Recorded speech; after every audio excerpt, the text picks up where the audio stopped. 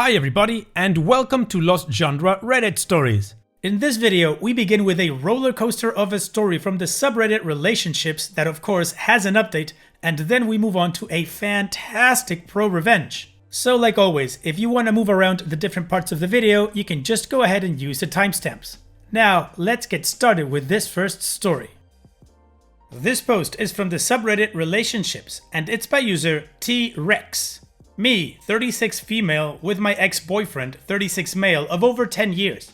His wife, 40 female, has alienated him from all his friends and family, and has started messaging me on Facebook.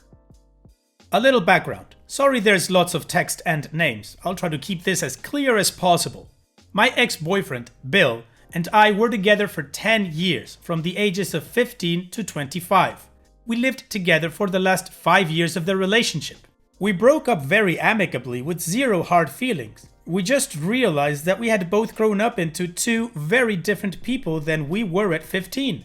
I am still friendly with his mother and his brother, Fred, 39 male, through Facebook. Bill is also friends with my family members, and we have lots of mutual friends. After we broke up, we remained friends, and a couple of years later I meet my wonderful husband, 38 male, and I now have a gorgeous little girl, 4. Bill also met his current wife, Fiona, around the same time I met my husband. We've both met each other's spouses and have gotten along well. Over time, Bill and I grew even further apart and only exchanged niceties over Facebook once in a while. Again, no hard feelings, it's all part of growing up. The problem started when I fell pregnant with my daughter. Bill and Fiona have had trouble conceiving, and while I sympathize with the struggle they're having, it has started affecting their relationship with our mutual friends. Fiona started getting a little unhinged, for lack of a better term, when she found out I was pregnant, and told Bill he couldn't contact me anymore. I didn't really care. I understand it must be hard for her, so I didn't say anything at all, and it's none of my business.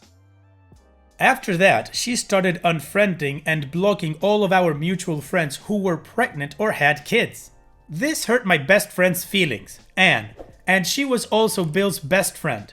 Anne moved across the country and Fiona told Bill that he couldn't see Anne when she came to visit, which hurt Anne even more.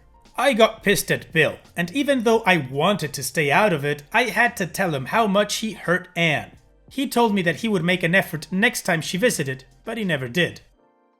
Now, Fiona and Bill have moved halfway around the world to Australia, and she has cut off all contact with his family.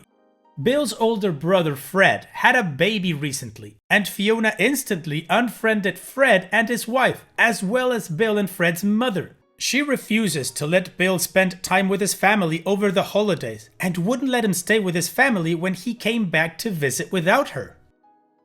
I have largely stayed out of this because I do not want to get involved with the crazy. But recently, Fiona has started emailing me. She got my email from Bill's account and has told me that I should stop talking to all our mutual friends so she can add them back on Facebook. What the ever-loving F? She's also telling me very personal details about their relationship and asking my advice, which is just crazy. She wants me to write up a statement that says that my ex has autism. He doesn't, so she can give it to his doctor. I haven't responded to any of her emails and I don't know what to do. I've had zero contact with Bill over the last 2 years since I talked to him about Anne, and I'm getting all this information from our mutual friends. This woman is obviously disturbed, and as much as I want to stay out of it, she's hurting people I care about and I think might be emotionally abusing my ex, who may be a pushover but is a genuinely nice guy. What can I do to help him, Reddit? I'm 100% sure she's reading his emails and Facebook, so I can't message him privately. Also, he lives in another country, so I can't try to meet up with him. There is definitely something wrong with her, and I want to try to help her out too. Yikes, OP, this whole situation is pretty messed up. From what you tell us, she's totally trying to isolate him from any kind of support network. So the first thing I would do if I was in your shoes is try to find if there's anyone left in that support network, any friends that Bill still has any contact with. I would also share all of the emails and messages that Fiona has been sending me to this support network to see if anybody's been getting similar messages. And then if there's anybody that can still kinda contact Bill without Fiona finding out, I'd reach out and ask him if he's okay. Apart from that, I'm pretty stumped on what you could do. But what about you guys? What would you do if you were in OP's shoes? Let me know in the comments section, and now let's move on to the community comments to see what they said. Green7000 says, I would forward all the messages first to his family, asking if they know what's going on. Next, I would forward them to Bill's email saying you got these messages and are really worried. Even if she can see them, she knows that she can't get to him through you. Unfortunately, what you can do is limited. They're in a different country. You don't have any means of communication. You could call the police in that country, but I don't know if they'll be able to do anything. Ultimately, he's an adult, so unless there's proof that she's abusing him or holding him against his will, there's not much you or his family and friends can do. George Fain says, she wouldn't let him stay with his family when he visited without her? That is some serious crazy right there, and I mean both, that she would think she could make him do that and that he would comply. I mean, if he's in another country and won't stay with his own family because she, half a world away, forbade it, I don't think there's really anything you can do for him if he won't help himself. And OP responds, I know, right? I can't fathom how a person can control someone to that degree. Bill has always been family-oriented and had a great relationship with his parents, so this is really odd. It's breaking their hearts. Metaline It Me says, maybe reach out with your concerns to Fred, since you stayed friendly with him. I'm sure he has similar reservations about Fiona, and maybe you validating them will help him support Bill as he deals with his wife's issues and or abuse. I don't know what else you can do, since they live far away and you don't have any contact with Bill. And OP responds, I talked to Fred recently to congratulate him about the baby. I casually asked about how Bill was doing, and that's when I learned about how he's not allowed to stay with his folks when he visits. Fred is pissed off, rightfully so, and wants nothing to do with Fiona or Bill. I'll forward the emails to him anyway, so at least the family has a record of it. Additional context from other of OP's responses. I'm starting to realize that there's not much more I can do. I'm definitely not going to write back to her. I think whatever I try to do will just make things worse. At the end of the day, I cannot control anything she or he does. I might not be able to help, and that's not my fault. However, I'm going to try to find a way of letting him know that I'll be here to support him when he wants it. Almost all of his friends and most of his family have stopped contacting him because of Fiona. Even my husband is worried about him. Bill may be spineless, but this is so unlike him. He's always been really social and family-oriented. He loved spending time with his brother and parents, and we used to go on holiday with them every year, so I know something is wrong. Okay, well, the community said something similar, but contacting the family and sending the messages to them so maybe they can do something. Anyways, now that we've got all of the information in context, let's move on to the update to see what ended up happening. So, I forwarded her messages to my ex's brother, Fred. He called me immediately and said that he would try to get a hold of his brother as soon as possible. I forgot to say in my earlier post, but Bill works as an independent consultant or contractor in IT, so it was hard getting a hold of him in his workplace. Frank received a few responses from Bill, just short emails saying he was okay, but Fred wasn't really buying it. Thankfully, I hadn't received any more messages from Fiona. I didn't reply to any of her emails, so I guess she gave up on me. I didn't think there was much more that anyone could do, so just got on with looking after my own family. My husband, let's call him Dan, knew that I was worried about my ex, and as a testament to what a great guy he is, he set about trying to contact him, as they both work in the same field of IT. I know, apparently I have a very specialized type, lol. Dan is close to his boss and told him about the situation. Dan's boss contacted Bill through LinkedIn to set up a Skype consult. Dan's reasoning is that if Fiona is monitoring Bill's emails and social media, then this will fly under her radar as she doesn't know Dan's boss and his connection to us. My husband is a sneaky clever bastard.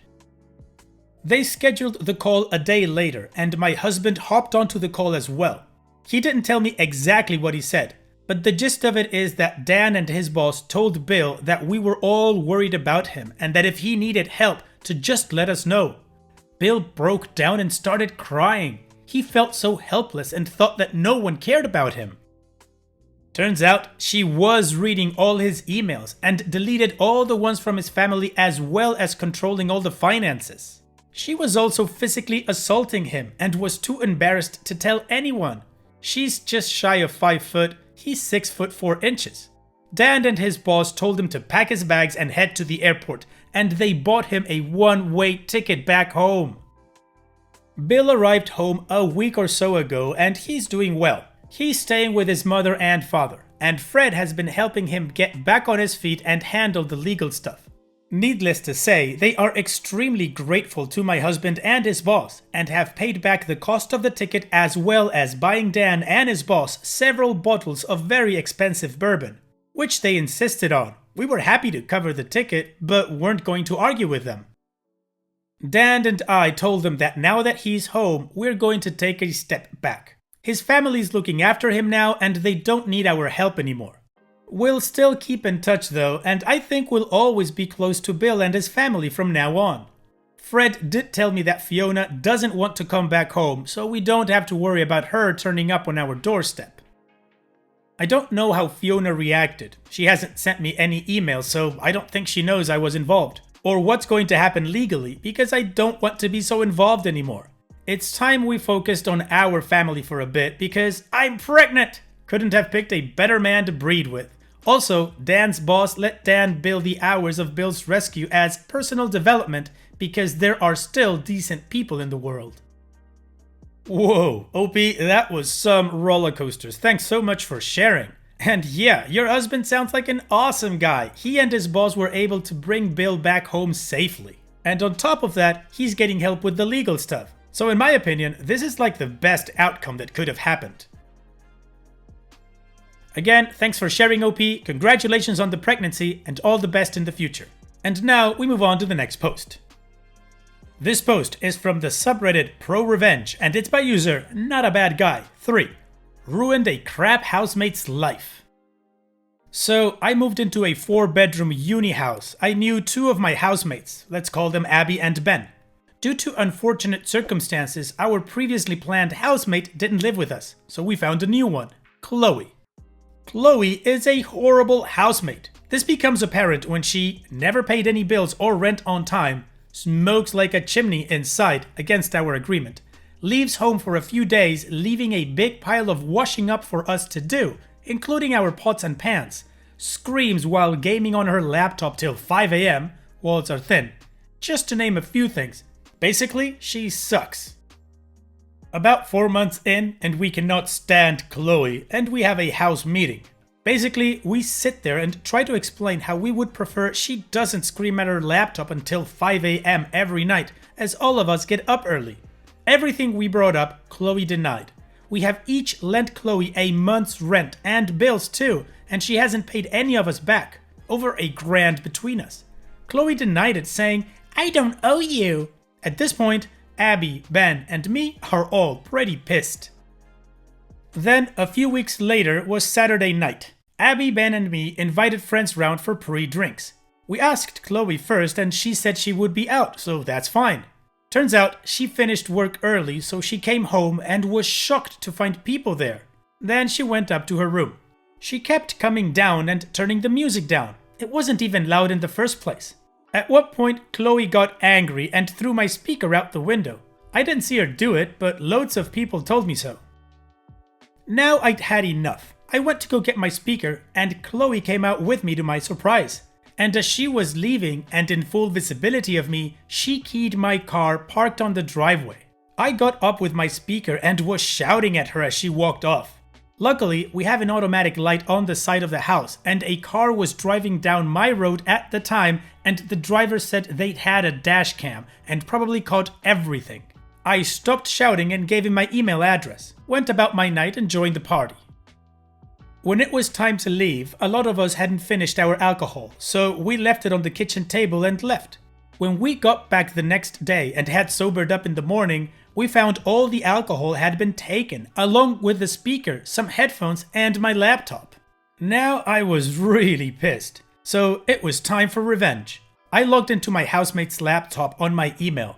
This guy had pulled through, sent me a small clip of Chloe keying the car along with several close-up stills showing the key in contact. I first confronted Chloe asking if she knew where my stuff was, while Abby and Ben secretly recorded on their phones. Things got heated and she looked like she was going to fight me. I'm a big guy, 6'4", and I'm really not scared. I am basically just pissing Chloe off. Chloe then swung her fists at me a few times, making contact. I didn't fight back. I put my hands and arms over my head and face. Chloe then stomps off, thinking she won. Let me remind you, Abby and Ben were recording. I call the police and they show up. I basically say I have good reason to believe Chloe stole my alcohol and other possessions. They go up and knock on Chloe's door. Go away! They can't go in without a search warrant. So I file a report about the assault and the things that were stolen relating the two. The police are very nice and basically tell me how to fill it in. They came back the next day with a warrant for Chloe's arrest for assault and battery. They then search her room and find all the stolen alcohol bottles, my headphones, which clearly were mine as they only paired with my phone and my laptop, and my damaged speaker. I sued Chloe and won. I had indisputable evidence along with witnesses for all the events. I got $3,000 for the car, speaker, and rent that Chloe owed us, and an additional $5,000. Chloe went to jail for resisting arrest, assaulting a police officer, assault, destruction of property, theft, and battery. And the cherry on top is that Chloe still had to pay rent for her room, which we used as a gym. Yikes, that is some pro-revenge, OP. Good job though. Chloe deserved everything that came to her. She was just being an idiot. Thanks for sharing, OP.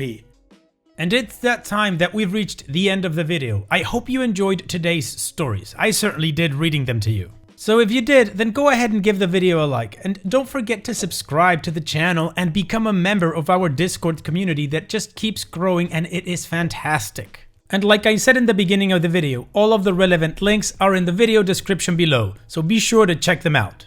And finally, I'd like to thank you all for taking the time to watch this video. It really does mean a lot to me that you guys enjoy this content, so thank you once again. And having said all that, I will see you guys in the next video.